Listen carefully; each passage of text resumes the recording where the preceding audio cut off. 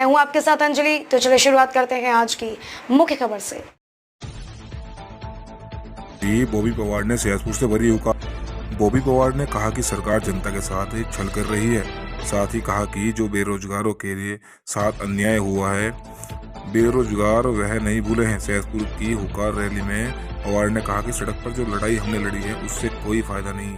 यह लड़ाई राजनीति तौर पर चुनाव के महत्व पर राजनीति के जरिए ही लड़ी जा सकती है। बेरोजगारों की लड़ाई और आम जनता की लड़ाई और मुद्दे हम सदन में उठाएंगे, क्योंकि यह सरकार न सुनने वाली है न काम करने वाली है। वह चाहे कांग्रेस हो चाहे बीजेपी हो। उत्तराखंड की जनता ने कांग्रेस और भाजपा को बार बार सत्ता दी है, लेकिन परेशानियां और मुद्दे जस के तस है।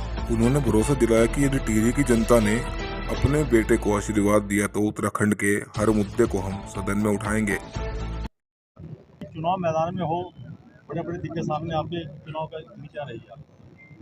देखिए, चुनावी मैदान में है, एक राजनीतिक लड़ाई है। जिस लड़ाई को सड़कों पर लड़ रहे थे, कहीं ना कहीं जब हमें लगा, हमारे साथियों को लगा कि सड़कों पर लड़कर इस लड़ाई को नहीं जीता जा सकता है, इसके लिए राजनीतिक लड़ाई करनी पड़ेगी।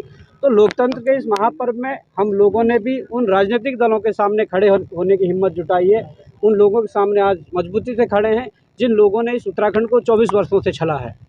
तो भाई, आप लोगों के बीच जा रहे हैं, क्या कुछ रुझान आप देख रहे हैं, विजिट कर रहे हैं? देखिए, हम लगातार क्षेत्र भ्रमण में थे और आज रात को ही 2 बजे टिहरी के प्रताप नगर से पहुंचे हैं। और जो जनता का प्यार और समर्थन मिल रहा है, जो जनता के अंदर जो बदलाव करने की जो अभी स्थिति है, वो मन है उनका, तो कहीं ना कहीं मुझे लगता है कि जनता बदलाव का मन बना चुकी है।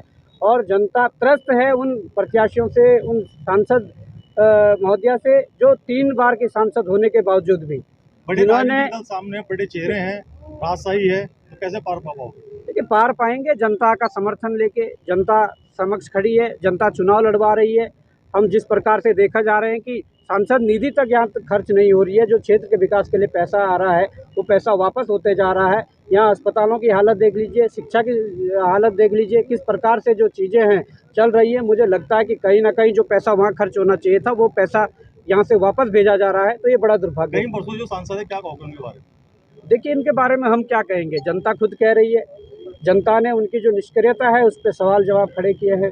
तो कहीं ना कहीं मुझे लगता है कि इस बार जनता के लिए ऑप्शन है, जनता के पास ऑप्शन है, तो बेहतर ऑप्शन जनता चुनेगी। और मुझे उम्मीद है कि कहीं ना कहीं जिस प्रकार से हम सड़कों से लेकर जो संघर्ष कर रहे हैं, उन संघर्षों की बदौलत जनता में विधानसभा की सबसे बड़ी समस्या वो कूड़ाघर है जी। 5 लाख लोगों का जीवन प्रभावित हो, तो क्या उम्मीद करेगी जनता आपसे?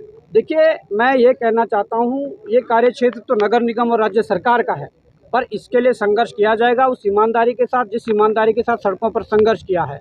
हम इसके व्यवस्था के लिए जो शीशमबाड़ा जो कूड़ादान है, वो कूड़ाघर है, कहीं ना कहीं उससे यहाँ जो लोग प्रभावित हो रहे हैं, कैंसर रूपी जैसी बीमारी जो लगातार ये उस कूड़ेदान से जो फैल रही है, मुझे लगता है कि कहीं ना कहीं उसको समस्या के लिए, उसके निराकरण के लिए यहाँ की क्षेत्रीय जनता के साथ मिलकर उसके लिए संघर्ष किया जाएगा। वो भाई सांसद